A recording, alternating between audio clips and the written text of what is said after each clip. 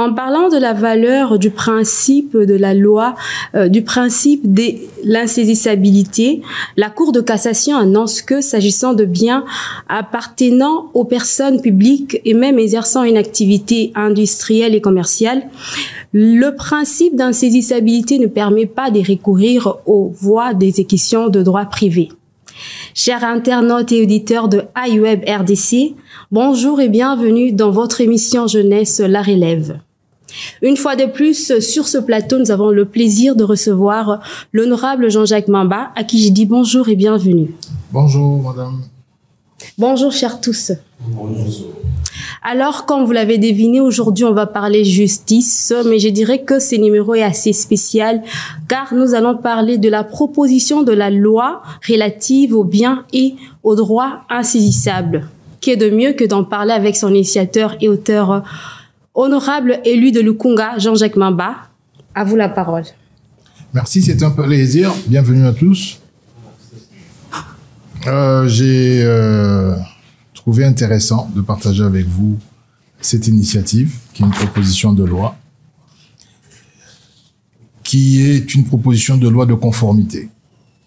Ce n'est pas une innovation en tant que telle, mais c'est une conformité, une loi de conformité. Dès lors que la RDC,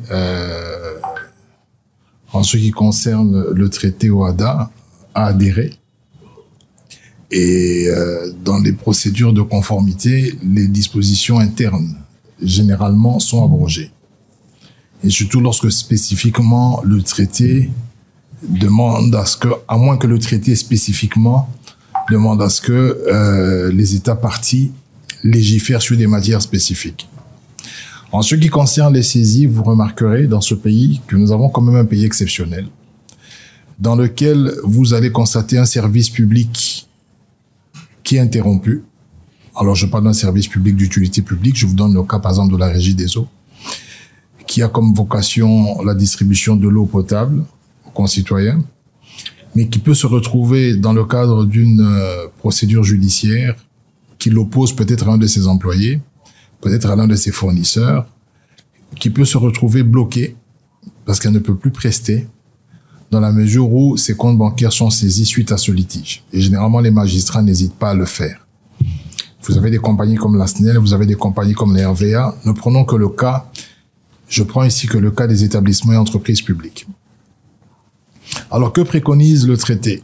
Lorsque vous prenez les actes uniformes portant organisation des procédures simplifiées de recouvrement et des voies d'exécution, on préconise, et c'est des jurisprudences constantes, que les entreprises et établissements publics dont l'État est 100% majoritaire, les comptes bancaires de ces dites entreprises ne sont pas saisissables. J'ai avec moi la dernière version du code pratique de l'OHADA, et notamment les dites dispositions de procédures simplifiées. Il y a une jurisprudence abondante, il y a même un article qui parle de l'insaisissabilité des comptes bancaires d'une entreprise d'État. C'était le cas du Gabon, dont il y a une jurisprudence à la matière, pour la bonne et simple raison que, je prends l'exemple des employés. Généralement, un employé qui est insatisfait du décompte final qui est calculé, il va en justice, ce qui est son droit le plus légitime, et vous avez un magistrat qui exagère en ce qui concerne les dommages et intérêts. Je connais une histoire où un monsieur gagnait $500 et on a sommé à la société de payer $200 000. Ça veut dire, même s'il avait fait toute une carrière, il n'aurait pas totalisé cette somme. En termes de dommages et intérêts, pour rupture abusive de contrat, naturellement, la société doit se défendre, mais les magistrats, ils incluent une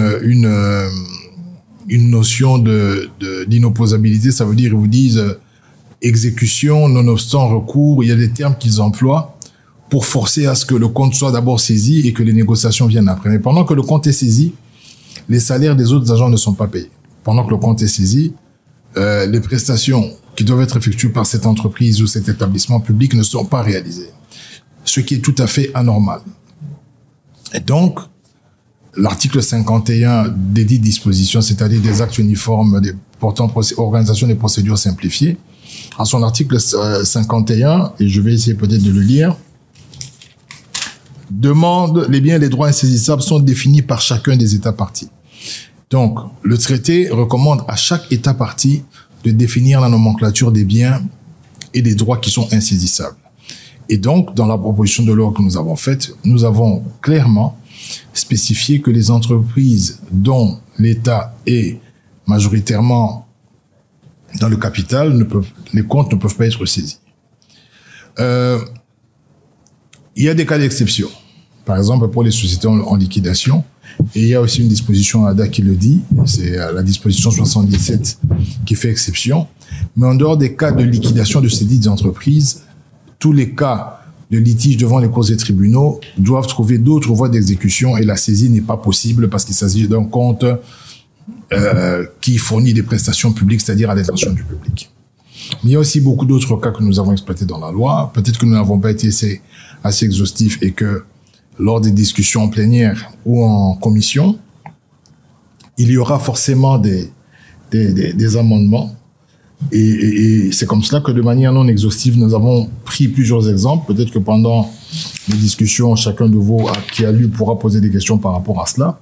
Mais de manière générale, par exemple, en ce qui concerne les comptes bancaires, lorsque vous saisissez le siège social d'une banque, la banque, c'est un intermédiaire. Elle loge les avoirs des particuliers. Lorsque vous saisissez la banque, vous saisissez en même temps les avoirs de ces particuliers-là. Et donc, vous pénalisez les personnes qui ne sont pas parties prenantes au litige qui oppose la banque avec l'administration publique. Par exemple, si c'est une saisie qui est faite par la DGI. Or, la banque n'est pas propriétaire des avoirs qu'elle a. Elle n'est que dépositaire. Ça veut dire que les avoirs, elle les garde. Mais lorsque ces comptes sont saisis, que son siège social est scellé, non seulement il y a une perte de confiance, mais aussi vous pénalisez des paisibles citoyens qui n'ont rien à voir, qui ne sont pas parties prenantes au conflit. Donc ça, ce sont des différents points. Il y en a plus de 30. Il y a le solde bancaire insaisissable au moment de la saisie. Dans certains pays à l'étranger, on appelle ça SBI, le solde bancaire insaisissable. Ça veut dire qu'en dessous d'un certain seuil, on doit laisser la possibilité à une personne qui doit à l'État ou qui doit à un particulier, dans le cadre d'un litige qui nécessite des saisies, on doit lui laisser la possibilité de vivre. Le SBI est déterminé à 567 € en France. Ça veut dire que quand quelqu'un a moins de 567 €, vous ne pouvez pas saisir en dessous de moins 567 €. Ça veut dire que si vous devez saisir, vous devez laisser minimum 567 € pour qu'il puisse payer son loyer, pour qu'il puisse se vêtir, parce que bon, peut-être que c'est l'hiver, pour qu'il puisse payer sa facture de gaz, pour qu'il puisse nourrir ses enfants. Et il y a une série de biens comme ça, par exemple les jouets des enfants, par exemple le cadeau lors d'une dot.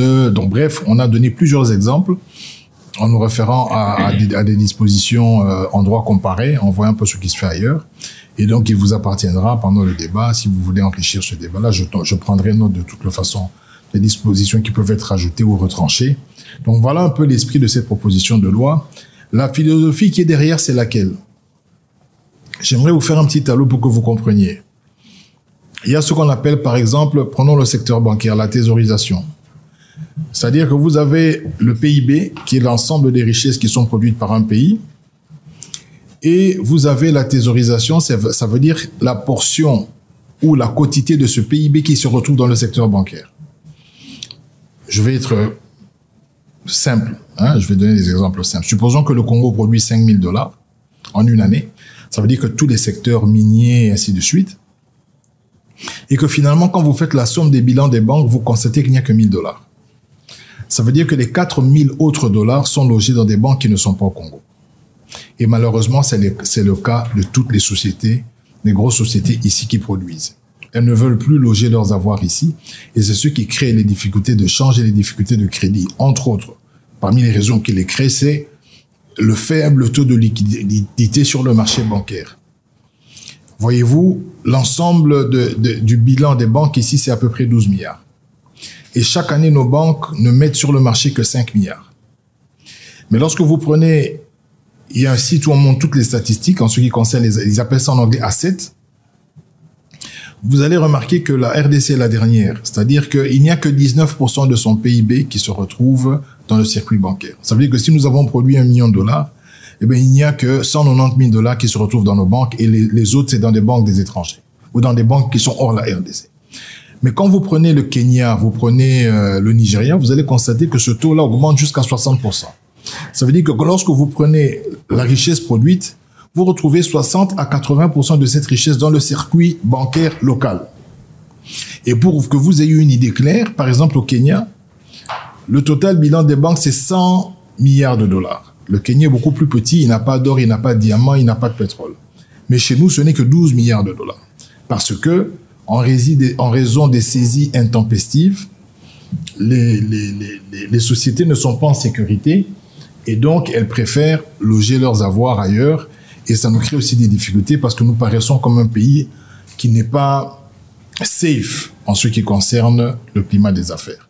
Donc voilà en somme la philosophie qui dicte cette proposition de loi, c'est-à-dire essayer de sécuriser davantage les entreprises dont le caractère social impose la non-cessabilité des comptes, essayer de renforcer la confiance au niveau économique avec les différents partenaires et différents acteurs économiques, et surtout se conformer aux dispositions du traité que nous avons ratifié, auquel nous avons adhéré.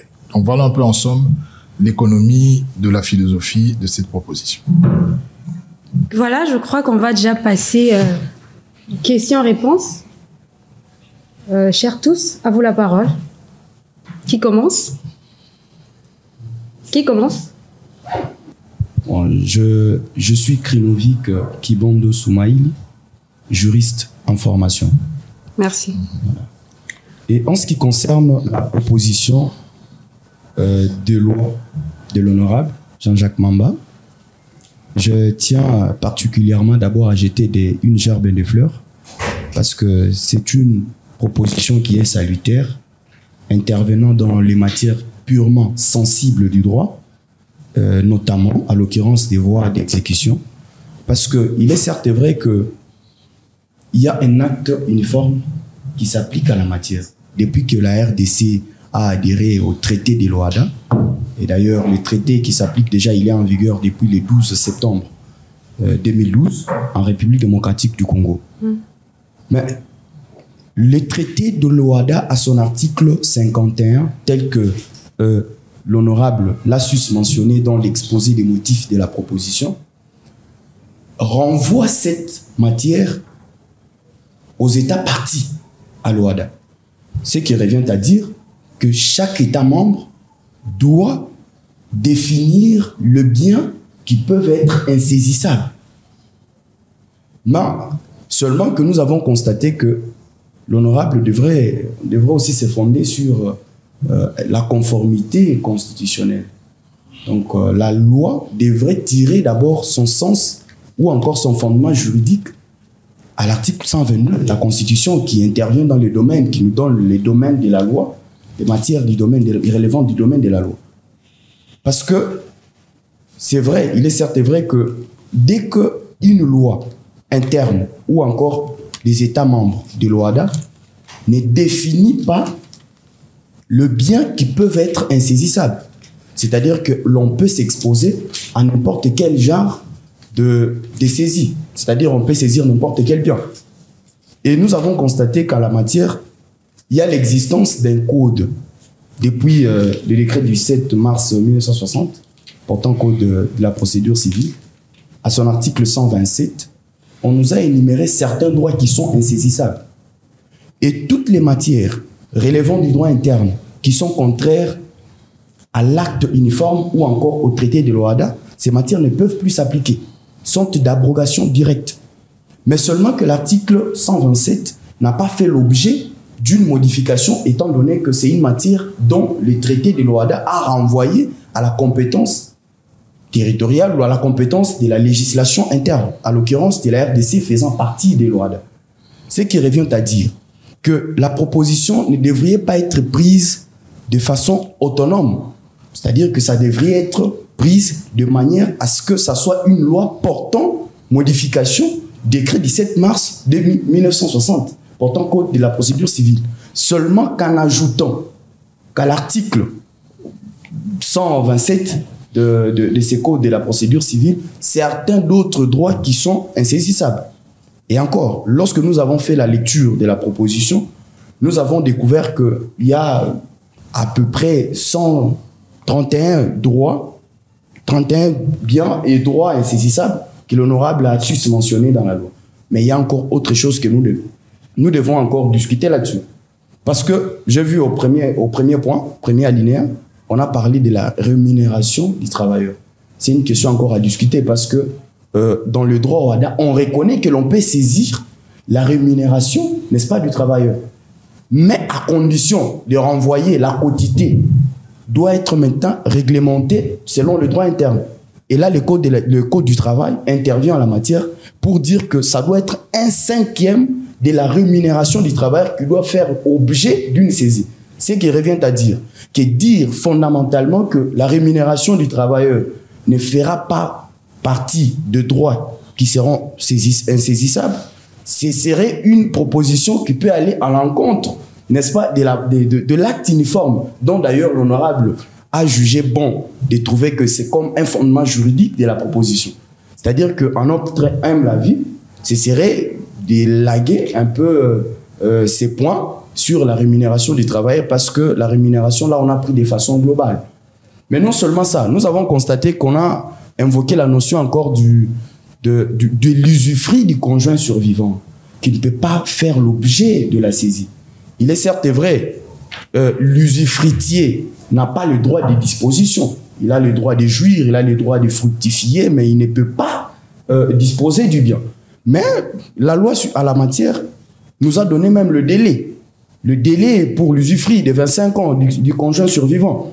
Mais également aussi, nous devons analyser dans le contexte d'où il y aura cessation de l'usufruit. Lorsqu'il y a cessation de l'usufruit, quoique en étant bénéficiaire. Donc, la loi en la matière dispose et intervient là, surtout le code de la famille, qui nous parle et qui intervient, qui explique la notion sur l'usufruit. Nous avons constaté au 3e titre de la proposition, il y a les dispositions pénales qui interviennent, condamnant les personnes ou encore les agents pouvant faire la saisie sur le bien et le droit qui sont insaisissables. Je souhaiterais, à mon humble avis, c'est une proposition à l'honorable, que nous puissions un peu élaguer ces titres. Pourquoi? Parce que la matière pénale, elle est réglée par des lois pénales. Ça, c'est vrai qu'il y a le droit pénal qui s'applique sur les infractions communes, les infractions particulières qui sont régies dans d'autres textes de loi bien précis. Mais seulement que ici, lorsqu'on fait une saisie de biens qui est insaisissable, on peut qualifier cet acte selon qu'il s'agit de vol, selon qu'il s'agit de détournement, selon qu'il s'agit de l'extorsion, selon qu'il s'agit de plusieurs infractions qui sont prévues dans le code pénal. Mais renvoyer une matière civile et prévoyant des sanctions dans la proposition qui devrait faire objet d'une modification du code de la procédure civile, ce serait une façon d'ajouter encore d'autres compétences, encore d'autres matières à la proposition. Mais on doit élarguer cette compétence, ces dispositions qui sont pénales, parce qu'on doit renvoyer à la matière pénale.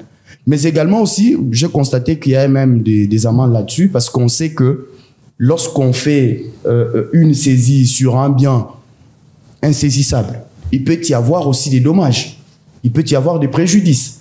Et ces préjudices trouveront forcément un fondement juridique sur l'article 258 du Code civil, livre 3e, qui dit que tout fait quelconque de l'homme, c'est-à-dire que le fait de saisir un bien insaisissable, tel que qualifié par la proposition, ça doit faire l'objet des dommages-intérêts qui peuvent se fonder, qui peuvent se fonder sur l'article 258 du Code civil congolais, livre 3e. Voilà un peu certaines critiques dont nous avons jugé bon de proposer à l'honorable, de voir comment est-ce qu'on peut encore donner encore de la crème à cette légistique de la proposition relative au droit, au bien ainsi qu'au droit insaisissable. Je dis. Merci. Au suivant. Qui? Bon, je préfère réagir parce que c'est une matière qui nécessite à ce qu'il y ait des éclairages. Permettez-moi, parce qu'en même temps, vous avez évoqué la Constitution, l'article 122, n'est-ce pas? Je vais lire ce que dit cet article. Alors, article 122 de la Constitution. Voilà. Section 3 des rapports entre le pouvoir exécutif et le pouvoir législatif.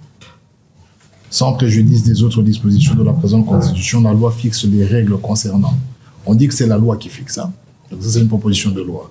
Les droits civiques et les garanties fondamentales accordées, le régime électoral, les finances publiques, les sujétions imposées par la défense nationale, la nationalité, l'état, la capacité des personnes, la détermination des infractions et des peines. C'est toujours la loi applicable, la procédure pénale, l'organisation de fonctionnement du pouvoir judiciaire, la création des nouveaux juridictions, l'organisation du bureau, l'assistance judiciaire, le commerce, le régime de la propriété des droits et des obligations civiles et commerciales. C'est toujours la loi qui fixe ça. Et l'assiette, le taux, les modalités de recouvrement des impositions de toute nature, le régime d'émission, ainsi de suite. Donc, fixer une loi de conformité dans une loi, je veux dire, proposer de la conformité dans une loi ne viole pas la Constitution. La Constitution dispose que ces choses sont réglementées par des lois.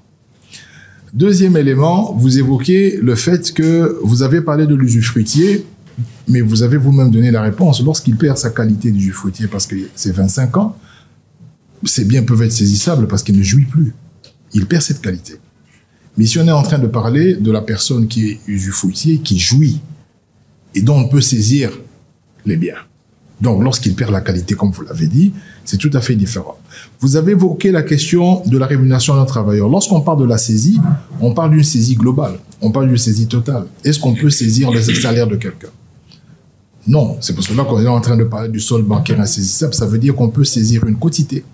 Parce qu'il peut y avoir des obligations, ce qui concerne, par exemple, la pension alimentaire.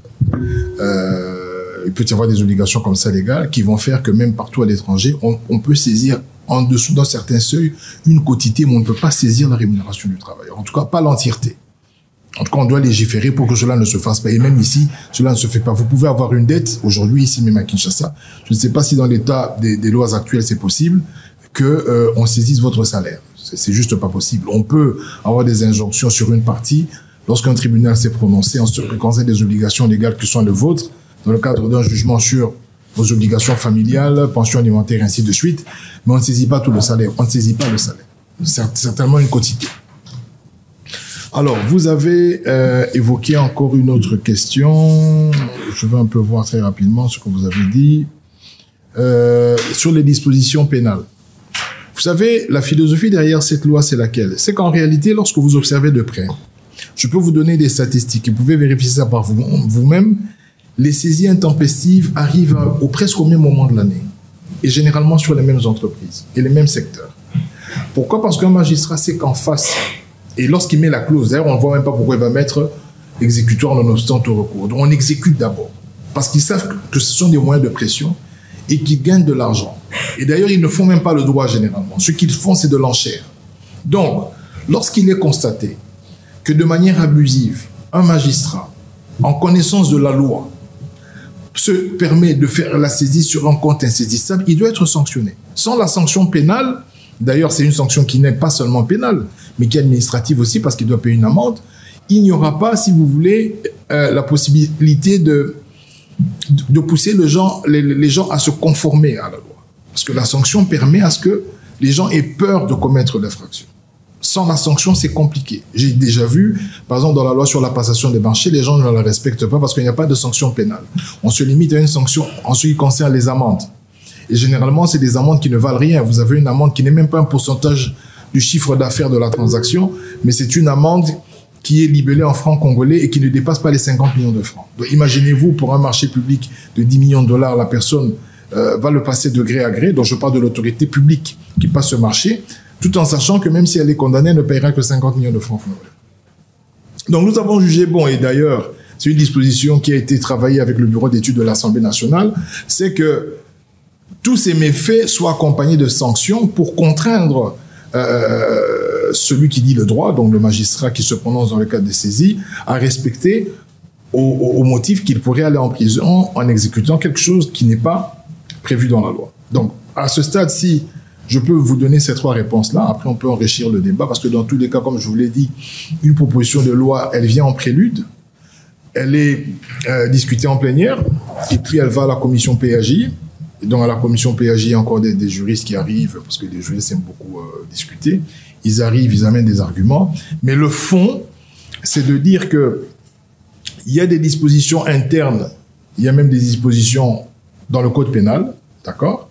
Mais cette loi vient répondre à la disposition 51 qui demande à ce que les États définissent nommément. Parce que regardez, par exemple, à la police, quand vous arrivez.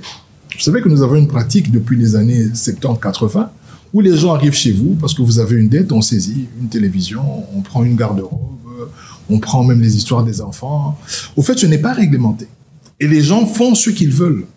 Alors qu'en réalité, donner la nomenclature ferait tomber toute personne qui exécute des saisies illégales sous le coup de la loi et de la sanction. Ce qui éviterait effectivement que les gens s'adonnent à ce genre de pratique parce que c'est très abusif et c'est très aléatoire. Donc voilà un peu à ce stade comment je peux réagir à vos préoccupations. Et au prochain. Merci beaucoup pour l'octroi de la parole. Je suis Monsieur Kassongo Idrissa Héritier, assistant à la faculté de droit de l'Université de Kinshasa et aussi magistrat des carrières. Je suis déjà très heureux de me retrouver devant l'honorable que j'admire beaucoup parce que c'est vraiment un exemple pour tous les jeunes que nous sommes en fait. Et aussi pour cette proposition que je pourrais qualifier comme un arbre qui cache la forêt. Mais à l'entame de mes propos, j'aimerais revenir sur quelques pics de l'honorable à l'égard des magistrats que nous sommes. Et principalement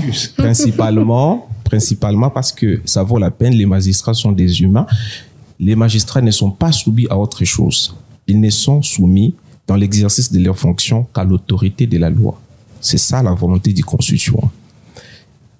L'honorable dit que les magistrats ont souvent tendance à mettre dans leurs décisions des histoires du genre exécution nonobstant tout recours. Non, le magistrat ne le fait pas selon son bon vouloir.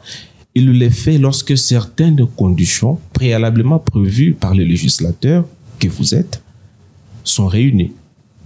Je vais prendre en matière d'exécution d'office nonobstant tout recours, parce que ce n'est pas les magistrats qui l'inventent, c'est la loi qui les dit.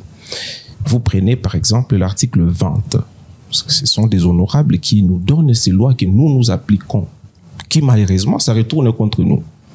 Le Code de procédure civile dit « L'exécution provisoire sans caution est ordonnée même d'office. S'il y a titre authentique, première condition, promesse reconnue, deuxième condition, ou condamnation précédente par un jugement dont il n'y a pas appel. » En fait, c'est une exception que le législateur, représenté par l'honorable, a introduit dans la loi. Parce que le principe est connu en droit judiciaire, c'est que l'exécution d'une décision ne peut avoir lieu que lorsque toutes les voies des recours ordinaires et extraordinaires sont écoulées, ou lorsqu'on a été utilisé, ou lorsqu'on a été forclos, c'est-à-dire hors délai. Néanmoins, le législateur a trouvé intéressant, puisque les avocats ont souvent tendance à interjeter des appels, des oppositions totalement dilatoires et sans objet. Alors le législateur a estimé utile que pour contrer ces moyens dilatoires, que lorsque certaines conditions légalement prévues sont réunies, que les magistrats soient en droit et fondés d'ordonner que sa décision s'exécute même si vous allez en appel. Et éventuellement, cette exécution s'est faite au risque et au péril de l'exécutant. Donc, c'était en fait une parenthèse pour ainsi dire qu'en matière d'exécution d'office, nonobstant tout recours, un magistrat ne le fait pas selon son bon gré. Un magistrat qui le fait pareil sera soumis à une procédure disciplinaire très rigoureuse et éventuellement, il peut être pris à partie. C'est prévu, ce sont des sanctions contre nous qui sommes magistrats. Deuxièmement, parce que la proposition, elle est tellement capitale, personnellement, je trouve ça exceptionnel. Je le disais déjà à l'entame de mes propos. Concernant l'usufruit du conjoint survivant, parce que je viendrai concernant l'énumération des biens. En fait, l'usufruit du conjoint survivant comme un droit reconnu à une personne qui reste en jouissance d'un immeuble dont l'époux ou l'épouse est décédé. La loi reconnaît un droit de jouissance. En fait, en droit des propriétés, il y a 3 attributs pour être propriétaire d'une chose.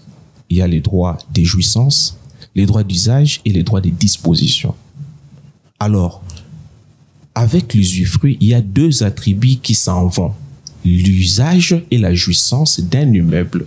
Mais les propriétaires gardent les droits de disposer. Or, les droits de disposer est le droit fondamental qui permet à ce que le propriétaire tenu des obligations à l'égard des autres, que ceux-là puissent exécuter, notamment en faisant saisir le seul bien.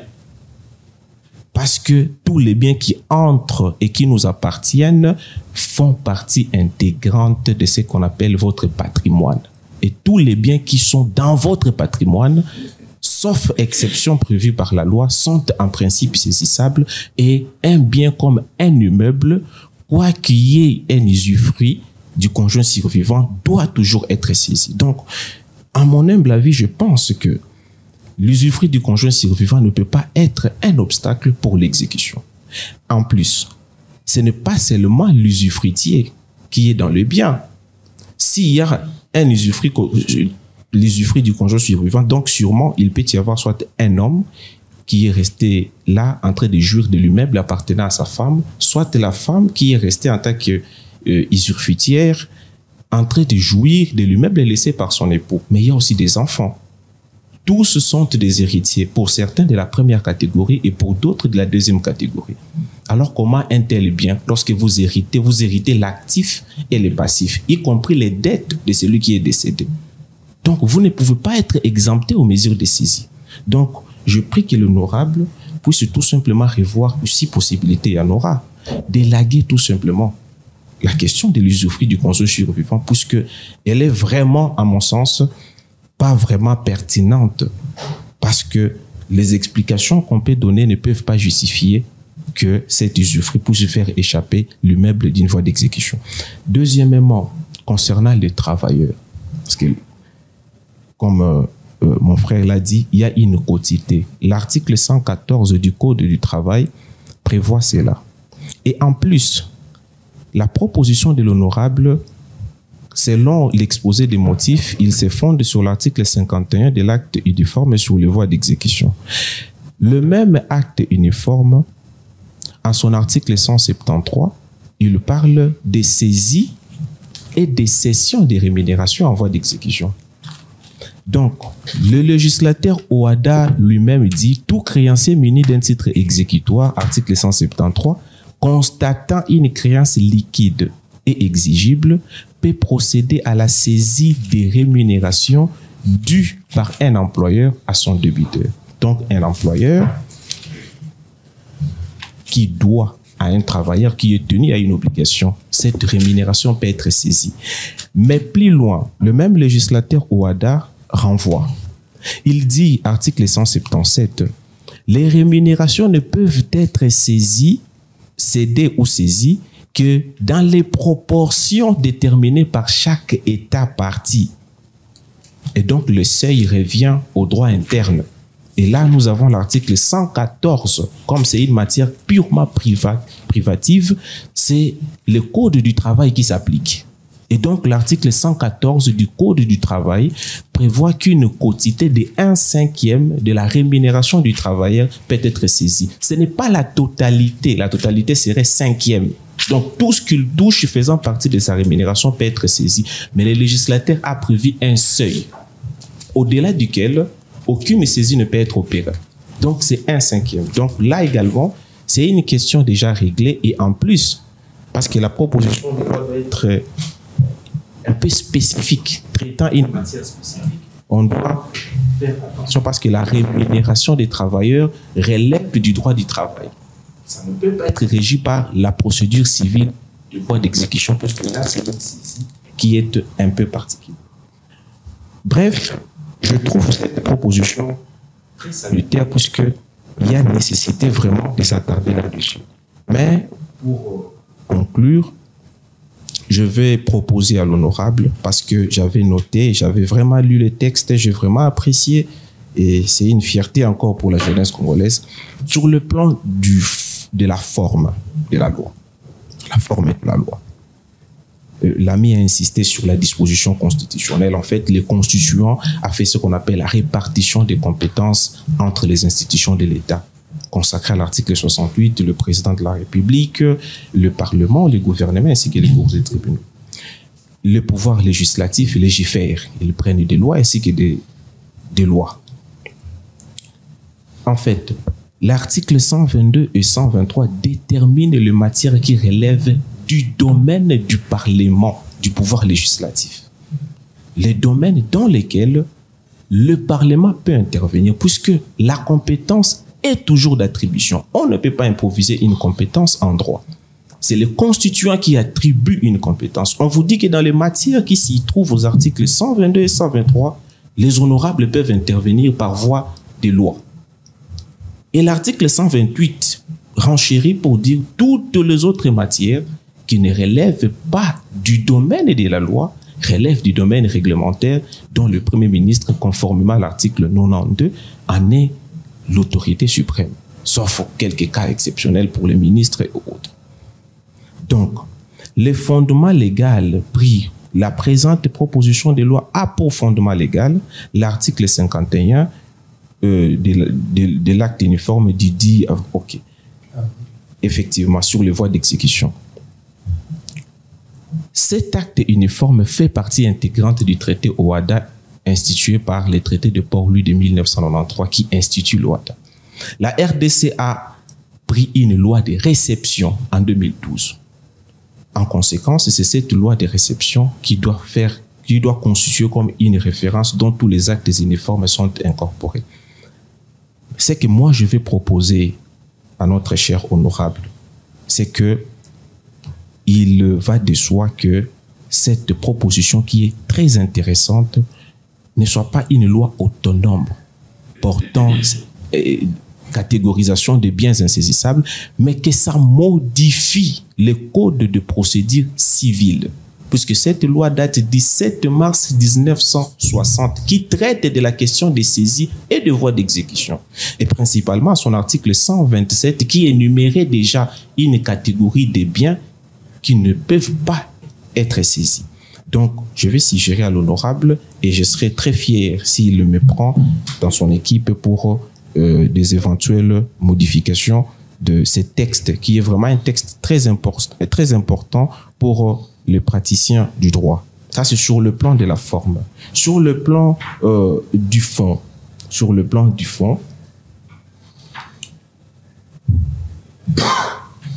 je sais que on a parlé de ça, mais j'aimerais parler sur les entreprises publiques, le fond, parmi les biens qui ne peuvent pas être saisis.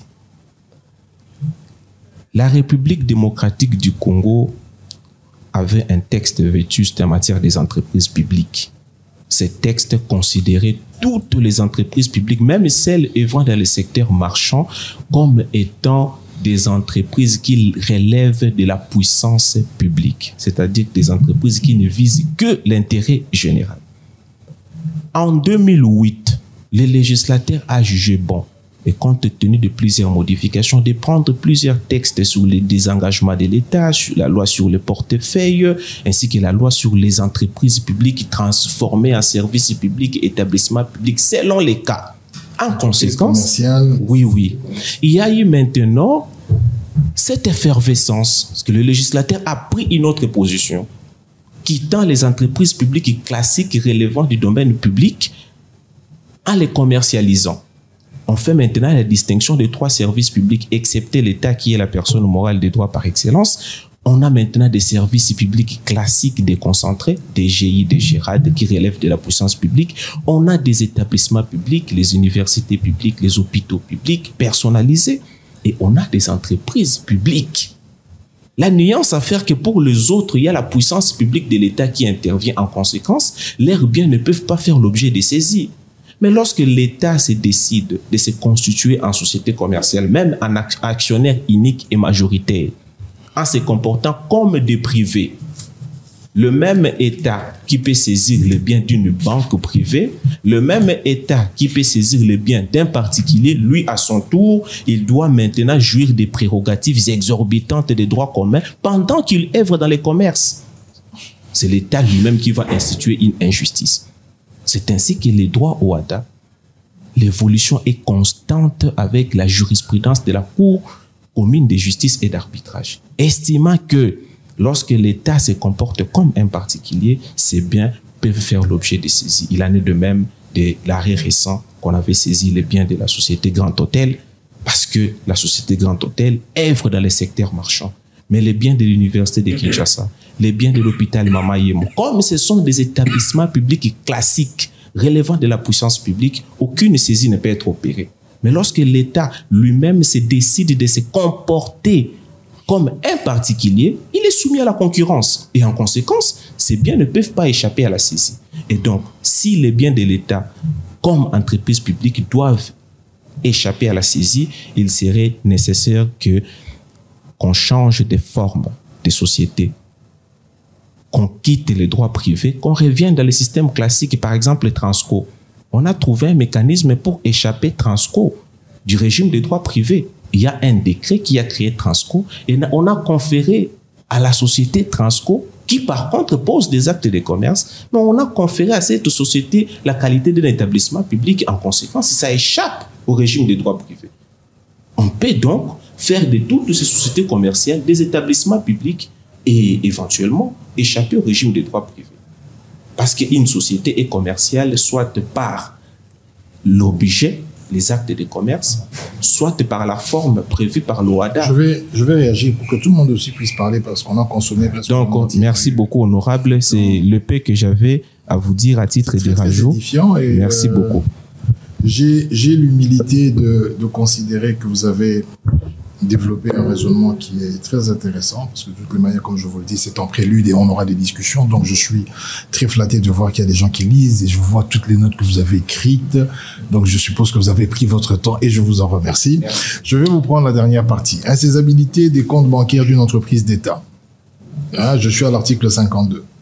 En application des dispositions combinées des articles 51, 52 des actes uniformes et 77 de la charte des entreprises qui disposent que les biens de l'entreprise d'État sont insaisissables sauf dans les cas prévus par la procédure de liquidation de l'entreprise. Aucune mesure d'exécution saurait être applicable à l'encontre de l'Office national des postes et télécommunications, l'équivalent de la SCPT par exemple, du Congo, son caractère industriel et commercial ne faisant pas obstacle à l'immunité de saisie dont elle bénéficie. Il y a un problème.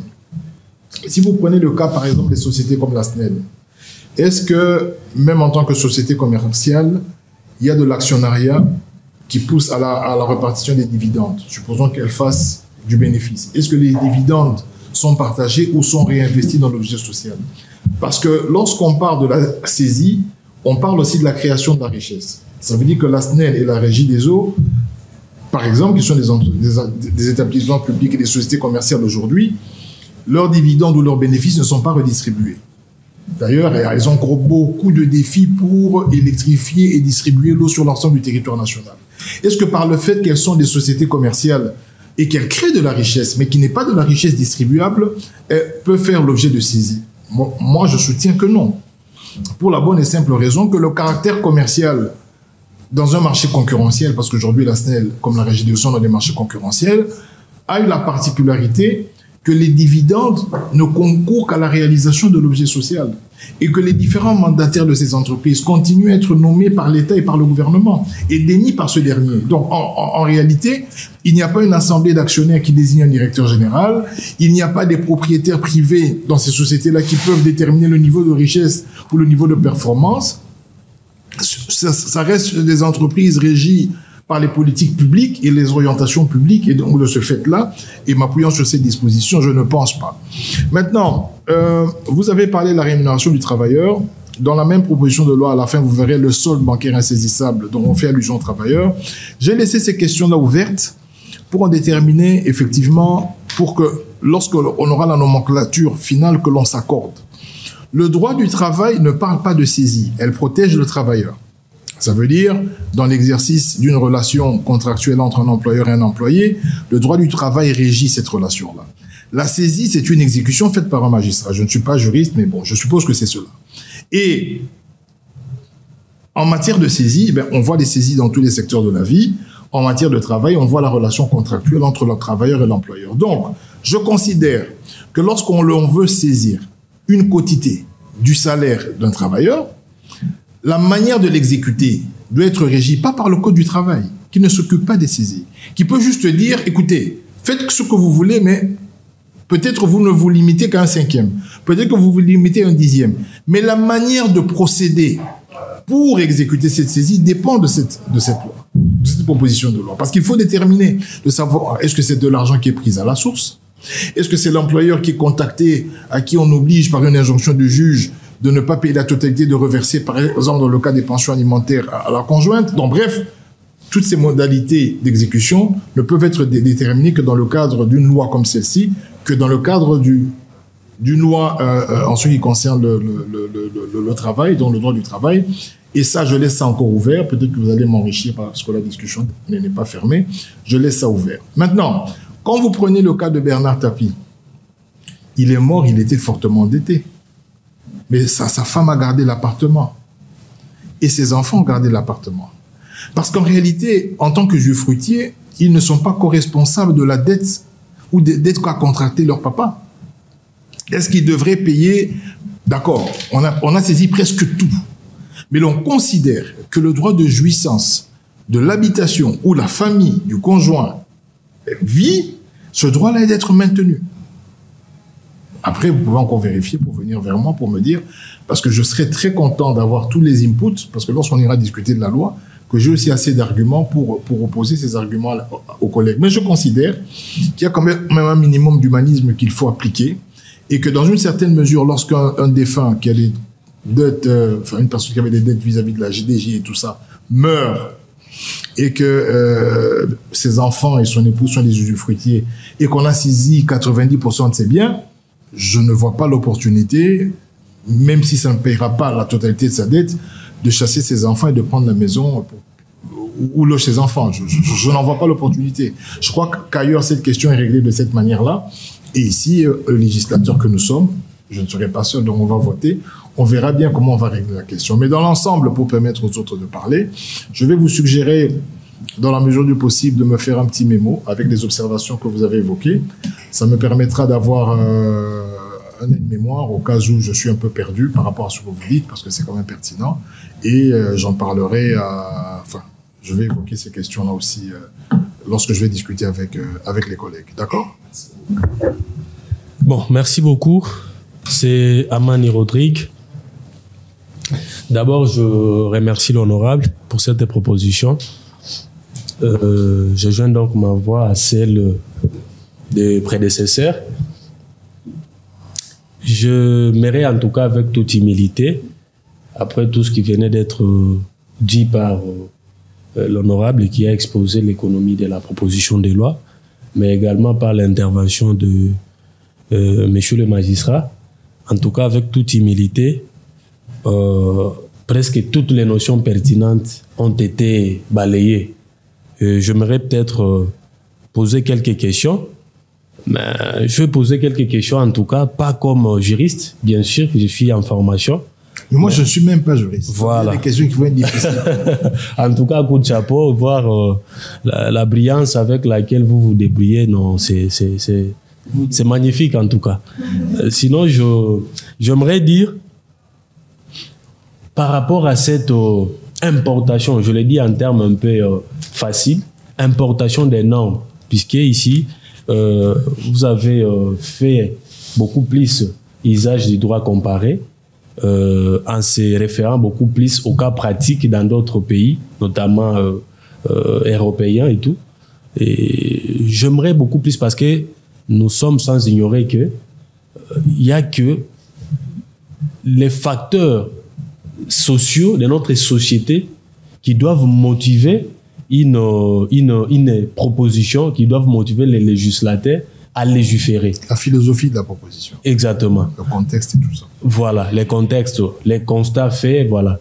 Alors, j'aimerais beaucoup plus en savoir les vrais motifs, les vraies causes sociales, les vrais facteurs sociaux de notre société congolaise ayant motivé, puisque s'il faut beaucoup plus faire usage du droit comparé, nous transposons des normes des sociétés déjà assez évoluées par rapport aux nôtres qui ne sont même pas à un niveau là un peu élevé. J'aimerais donc savoir les causes profondes que connaissent notre société par rapport à cette, je vais dire, à la loi de 1960. Et aujourd'hui, vous venez avec une proposition de conformité, comme vous l'avez bien dit. Donc, j'aimerais savoir ça.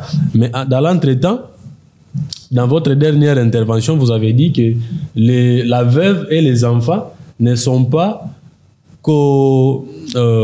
co-responsables des dettes de l'ère du défunt, du découyus. En tout cas, à ce que je sache, ils héritent et l'actif et le passif du défunt. C'est-à-dire, si le défunt avait des dettes, ils doivent également assumer parce qu'ils n'assument pas que les passifs et l'actif, également les passifs. Alors, j'aimerais ici que nous restions peut-être dans la logique. Est-ce que vous avez beaucoup plus évoqué ici l'idée de l'humanisme? L'humanisme, moi je trouve que s'il faut rester dans le cas général humaniste, nous risquerons beaucoup plus de friser même la loi parce qu'il y a aussi d'autres efforts, d'autres familles ou d'autres responsables, qu'est-ce que j'allais dire, d'autres découyus, défunts, de leurs vivants qui sont de mauvaise foi, qui peuvent contracter des dettes et puis sachant déjà que non, il y a tel par exemple immeuble qui ne sera pas saisi par ce qu'on va laisser ça, on va donner ça, ce sont les usufruitiers qui vont devoir en bénéficier. Donc moi je pense que nous ne devrons pas rester dans l'humanisme, mais plutôt, puisqu'on dit que la loi est dure, mais elle reste quand même la loi. Je pense qu'il faudrait rester intransigeant quant à la question. Je partage votre avis, hein, mais j'aimerais qu'on ne confondions pas le fait qu'on ne saisit pas au fait qu'on ne rembourse pas ou qu'on ne fait pas face à ses obligations. C'est une voie d'exécution, la saisie. La dette reste. Pour une famille qui a perdu tout, parce que le père avait des obligations qu'il n'a pas rencontrées, il perd le tout, on laisse les enfants dans la maison. Cela ne veut pas dire que si les enfants restent dans la maison, que la dette s'annule. On parle de voies d'exécution, des procédures simplifiées. On peut continuer à poursuivre cette famille pour qu'elle paye sa dette sans l'expulser de la maison. C'est ce que je suis en train de... C'est le distinguo que je fais. Ça ne veut pas dire que on arrête, on ne saisit pas la maison ou que c'est la seule voie pour exécuter, la seule voie d'exécution pour recouvrir la créance. Non, ce n'est pas la seule voie. Il faut voir si on peut exploiter d'autres voies. Je vous donne l'exemple d'une dame qui travaille. Elle travaille, elle n'a que cette maison-là avec des orphelins enfants. Le juge peut décider, écoutez, votre mari devait autant. Maintenant, soit cette maison ne la saisit pas, mais c'est un duplex, vous mettez des locataires au-dessus et vous continuez à payer la dette que votre mari, je donne un exemple comme ça banal, hein, je ne sais pas, c'est un exemple, que votre mari devait. Voilà, nous ne saisissons pas la maison, nous vous expulsons pas, mais vous devez autant à l'État. Qu'est-ce que vous nous proposez? La femme peut vous dire, bon, moi je travaille, je vous propose de vous payer $200 par mois. Mais elle vous paye $200 par mois. Elle finit et les enfants continuent à payer. Ce sont des engagements que les gens prennent. Le droit ne vient pas annuler. On vous dit que dans les procédures simplifiées de recouvrement, la saisie n'est pas l'unique possibilité de recouvrer. Parce que vous pouvez, vous savez, ici dans ce pays, il y a des oppositions, hein. Vous recouvrez un bien, demandez au FPI et demandez aux banques comment elles souffrent pour vendre des biens. C'est très difficile. Des fois, ça peut faire 10 ans parce qu'il y a des oppositions, il y a des héritiers qui arrivent. Et donc, des fois, c'est difficile de vendre un bien qui a été mis en garantie lorsque l'on contracte un crédit. Je vais vous donner un autre exemple pour vous édifier en ce qui concerne les magistrats. Et d'ailleurs, je suis très content que nous en ayons un ici. Prenez la loi sur ce qu'on appelle les renvois de juridiction. J'ai été personnellement voir le président de la Cour de cassation. Voilà ce qu'il me dit. Nous avons un arrêt de principe. Lorsqu'une juridiction est suspectée et que est versé dans le dossier en cours un renvoi de juridiction, donc une suspicion légitime, pour la même cause et la même juridiction, on ne peut pas superposer un autre RR. Ils appellent ça RR. Ça veut dire qu'aujourd'hui, vous êtes par exemple au tribunal de paix de Ngaliema, vous avez un souci, la partie adverse vient déposer un RR dans une suspicion légitime qu'elle obtient auprès du TGI. Elle ne peut plus aller auprès d'une autre juridiction solliciter un autre RR pour la même cause et pour la même juridiction. Ça, c'est l'arrêt de principe de la Cour de cassation. Donc, je suis allé voir le président de la Cour de cassation, le haut magistrat Mukendi. Il me dit non, ça c'est un arrêt de principe. Je dis non, il faut que nous collions ça dans la loi. J'ai même fait une proposition de loi. Mais malheureusement, lorsque je suis allé le voir, c'est la même Cour de cassation qui a procédé de la même manière. Ça veut dire que la même personne a suspecté 2 fois la même juridiction et donc ça a créé un dilatoire d'1 année. Alors qu'entre guillemets, il y avait un arrêt de principe. Donc ce que nous disons, c'est que dans certains cas, les dilatoires servent les parties parce que ça permet de ne pas exécuter très rapidement. Mais dans d'autres cas, la clause de l'exécution, nonobstant tout recours, facilite les magistrats parce que quand le compte est saisi, les négociations sont plus rapides. Maintenant, lorsque dans le droit, on vous dit, dans le traité, je crois que c'est écrit ici à la première page, le recouvrement d'une créance certaine, liquide et exigible peut être demandé suivant la procédure d'injonction de payer. Et il y a des caractéristiques. Je ne vais pas les citer, ils sont là. Mais posez-vous la question de savoir si lorsqu'ils rendent ces jugements-là, ces différentes caractéristiques sont respectées. Et généralement, ce n'est pas le cas. Généralement, ce n'est pas probable. Eux, ils sont intéressés par la saisie parce que la saisie, quand l'entreprise est bloquée, quand la banque est bloquée, elle négocie et elle paye. Et malheureusement, c'est une pratique qui paralyse l'économie et on sait le voir par le taux de 19% de thésaurisation des avoirs des grosses entreprises qui mettent systématiquement, lorsqu'elles ont des grosses entrées, mettent l'argent. Allez à Kasumbalesa, vous verrez, juste à la frontière, plein d'agences de banque. Tout le monde qui fait des affaires au Katanga en bas, il met directement son argent en Zambie. Pourquoi? Parce qu'il sait que quand l'argent reste logé dans les comptes bancaires au Congo-Kinshasa, il suffit d'un moindre problème. Le magistrat, il ferme les yeux, il saisit d'abord. Parce qu'il sait que vous avez besoin de cet argent-là à l'activité, nécessaire à votre activité, et que vous allez négocier. Et en négociant, lui, il va se retrouver. Donc, il faut effectivement empêcher cela. J'espère que je continue à me débrouiller. De l'autre côté, Garant. Mais seulement que je voulais un peu intervenir. Parce Oui. que Non, il y a une question qui est soulevée ici, dont l'honorable il a intervenu, ainsi que le défenseur le plus immédiat, en ce qui concerne les usufruitiers. J'ai entendu qu'ils ne sont pas co-responsables. On doit faire la différence lorsqu'il s'agit de la matière pénale et de la matière aussi civile. Parce que la responsabilité pénale, elle est individuelle. Par contre, la responsabilité civile, certes, c'est vrai qu'elle est individuelle, mais seulement que quelqu'un peut être tenu responsable des actes commis par d'autres personnes. Et là, vous allez lire les dispositions des articles 266 et suivants. Vous allez voir que la responsabilité, quelqu'un peut être responsable. Père et mère peuvent être responsables de leurs enfants.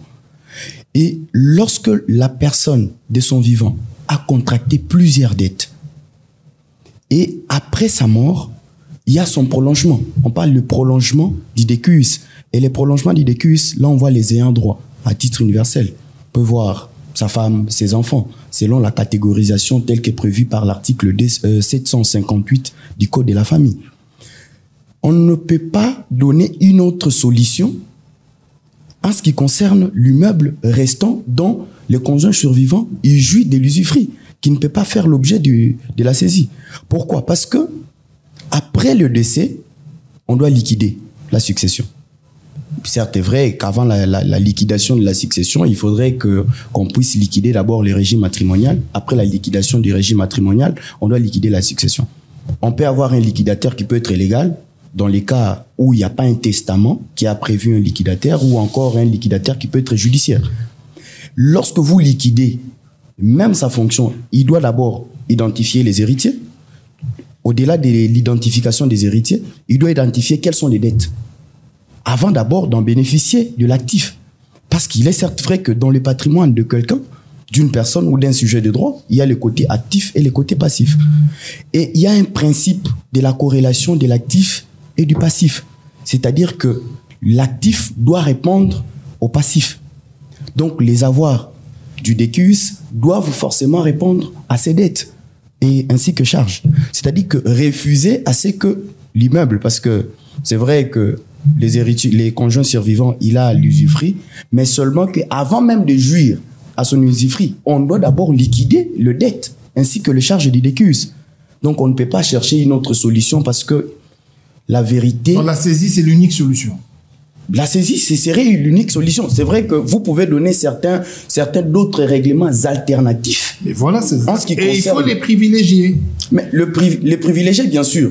Peut-être dans la proposition, bon oui, c'est vrai que dans la proposition, c'est salutaire et vous l'avez soulevé dans la proposition et là, c'est bénéfique. Mais seulement que la vérité universelle n'est pas la vérité juridique. Parce que la vérité juridique doit respecter à certains principes. C'est comme je vous dis, la corrélation de l'actif au passif. Non, mais ce que nous faisons, c'est la loi. Vous êtes en train de vous exprimer comme si nous faisons un débat, alors que ici, nous proposons que ce soit dans la loi. Oui. Donc, lorsque vous parlez du juridique, si nous le mettons dans la loi, ce sera juridique. Mais c'est vrai, c'est une proposition. Donc, voilà. Si la loi est adoptée, les gens vont se conformer, on va leur dire quelles sont les voies d'exécution exploitables en dehors de la saisie. Si elles sont énumérées, mais vous allez appliquer la loi.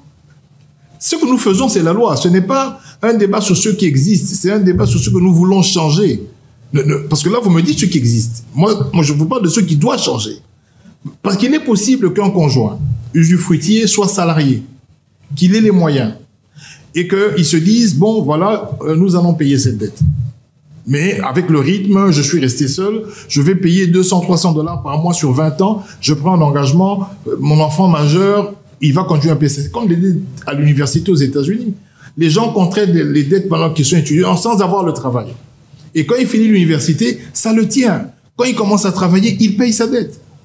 L'idée, c'est de ne pas de mettre des gens à la porte et disposer d'un bien qu'on ne sait peut-être pas vendre, parce qu'il y a tellement de procédures judiciaires à la fin que les gens commencent à venir faire des oppositions, ainsi de suite, au lieu d'exploiter d'autres voies d'exécution possibles. Il ne faut pas limiter les voies à la saisie. C'est ce que je suis en train de dire. Ce que vous dites, c'est vrai, et je ne vous contredis pas, mais je demande à ce que nous proposions autre chose pour que le climat et l'attention... Vous savez, quand vous allez au TGI, 80% des affaires, si pas 85, c'est des conflits fonciers. Vérifiez au TGI. Vous allez voir, il y a des biens, des successions, ainsi de suite. Donc, on doit essayer de réglementer, essayer d'assouplir pour rendre les choses faciles. Tout se passe ici, pourquoi? C'est parce que les dettes quérables, nous sommes dans l'immédiateté. Vous voyez le crédit hypothécaire, par exemple. En Europe, c'est 20 ans, 25 ans. Mais nous, nous vivons dans l'immédiateté et on veut des solutions immédiates. Or, nous devons nous conformer parce que nous voulons que des investisseurs viennent ici, qu'ils investissent sur 20 ans. Mais lorsque nous nous empressons à tout faire dans l'immédiateté, à les solutions finales, non, on ne veut pas donner le temps parce que c'est comme si on a un problème avec la gestion du temps. Une dette de 50 000, lorsque vous êtes en Europe, vous devez 50 000. Vous dites au législateur, on fait le regroupement des dettes. C'est un service social en Europe. Il vient, il regroupe. C'est lui qui détermine votre capacité de remboursement, même si ça prend 50 ans. Dès que c'est déterminé, que c'est accepté, vous allez payer ça pendant 50 ans. C'est là que nous devons aller. Ce n'est pas de dire que voilà ce que nous avons, c'est ce qui doit se faire. Non, est-ce que nous pouvons changer ce que nous avons? Parce que ce que nous avons ne nous aide pas. Ça pousse les gens à frauder, ça pousse les gens à faire des prêts non. Pourquoi? Parce que tout le monde sait que dès qu'il y a un problème, directement saisi. Voilà, c'est la fin de ces premiers numéros, on va dire ça comme ça, parce que déjà on voit que cette proposition de loi fait couler beaucoup d'encre et de salive déjà ici. Alors je vous dis prochainement ou bien très bientôt pour le deuxième numéro.